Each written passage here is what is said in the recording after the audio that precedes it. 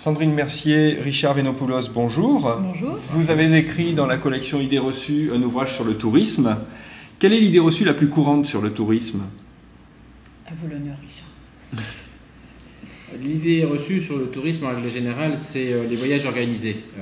On pense souvent que de passer par une agence de voyage, d'acheter un voyage, donc c'est un voyage organisé, c'est pour les personnes âgées, c'est un autocar et on ne peut rien faire. Alors qu'en fait, le voyage organisé, c'est tout simplement de prendre le transport, de prendre l'hôtel, l'agence de voyage organise, on gagne 20 à 40% de prix au moins cher et en plus on est sécurisé par rapport à tout voyage. Ben moi, je dirais que les Français voyagent peu à l'étranger. C'est vrai qu'on a l'impression qu'ils sont casaniers, qu'ils se déplacent peu dans les agences de voyage, qu'en fait, ils ont peut-être peur de partir, ils ne parlent pas vraiment l'anglais. Donc tout ça fait qu'au bout du compte, on a toujours cette idée que en fait, les Français partent peu. Or, on s'aperçoit, il y en a quand même 60% qui partent en vacances, et à l'intérieur de cette masse, il y a quand même 20% qui partent à l'étranger. Et même si c'est petit à petit, ce pourcentage est en train d'augmenter. Et alors, si c'est en plus pas vraiment des grands pigeons voyageurs, les Européens, c'est vrai, partent plus. Et en plus, ils se comportent très mal, puisque les Français sont les touristes les pires au monde. Ça, c'est un sondage qui a été révélé il y a peu de temps.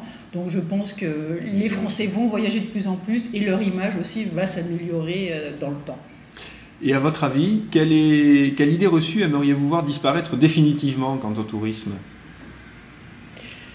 On pourrait considérer que le fait de voyager parfois amène beaucoup de pollution, peut changer beaucoup de choses à travers l'étranger, alors qu'en fait le voyage, on peut dire, forme la jeunesse, mais également apporte des idées, apporte une grande idée de tolérance. On voit un petit peu ce qui se passe dans les peuples, on amène une certaine démocratie, on amène une certaine ouverture d'esprit, et dans beaucoup de pays où où régnait la dictature, le voyage, le tourisme, les échanges ont permis justement cette mondialisation.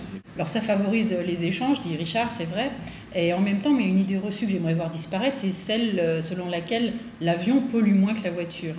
Et c'est vrai qu'aujourd'hui, en fait, c'est un sujet un peu tabou. On n'ose pas trop dire que l'avion pollue parce qu'on est dans une vague de grande démocratisation de l'avion. Ça coûte 10 fois moins cher de voyager aujourd'hui qu'avant, mais ça représente quand même 4% des émissions globales de CO2. Et c'est vrai qu'il y a une prise de conscience maintenant des gens sur le réchauffement de la planète.